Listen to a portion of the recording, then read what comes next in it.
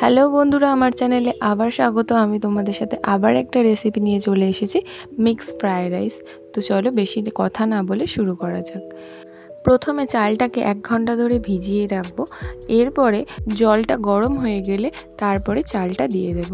এরপরে চালটা ফুটে উঠলে অল্প পরিমাণে সাদা তেল দিয়ে দেব, কারণ যাতে ভাতটা জড়িয়ে না যায়।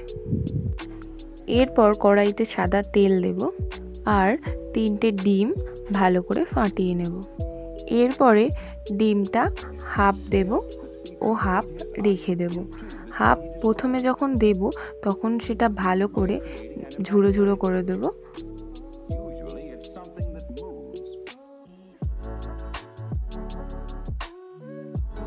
দেখুন, ঠিক এইভাবে ঝুড়ো ঝুড়ো করে দেব।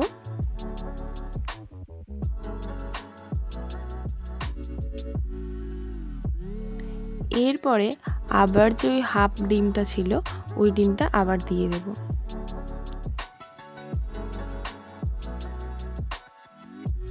আর ওটাকে লম্বা লম্বাভাবে কেটে নেব।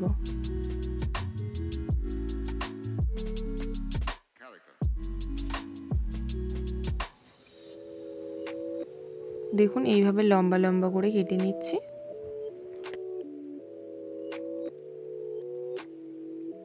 এরপর কড়াইতে তেল দেব।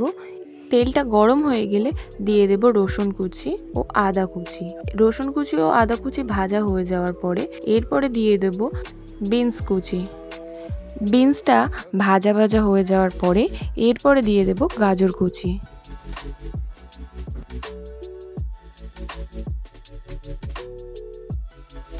গাজরটা ভালো করে ভেজে নেব।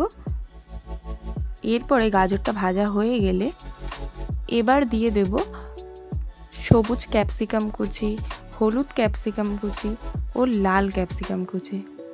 সবগুলোকে ভালো করে ভেজে নেব। এরপরে আলাদা একটা কড়ায় সাদা তেল দিয়ে চিকেনগুলোকে ভালো করে ভেজে নেব।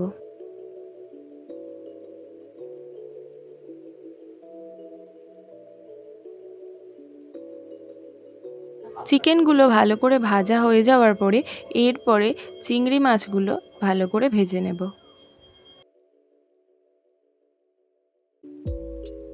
এরপরে ওই যে সবজিগুলো ভাজা হয়ে গেছিল ওর ওপরে জল ঝরিয়ে রাখা ভাতগুলো একটু ঠান্ডা করে দিয়ে দেব।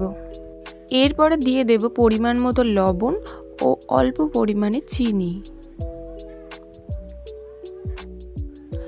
ও তার সাথে দিয়ে দেব গোলমরিচের গুঁড়ো আর দেব চা চামচের 3 ভাগের 1 ভাগ সয়া সস।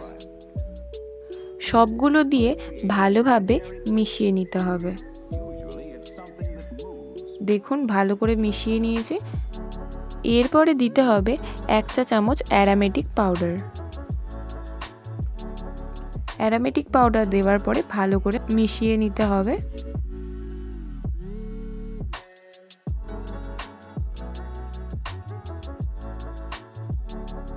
দেখুন, ভালো করে মিশিয়ে নেওয়ার পরে এরপরে দিতে হবে ওই ভেজে রাখা চিকেন, চিংড়ি মাছ ও ভাজা ডিমগুলো। চিকেন, ডিম ও চিংড়ি মাছগুলো দেওয়ার পর আবারও ভালো করে মিশিয়ে নিতে হবে।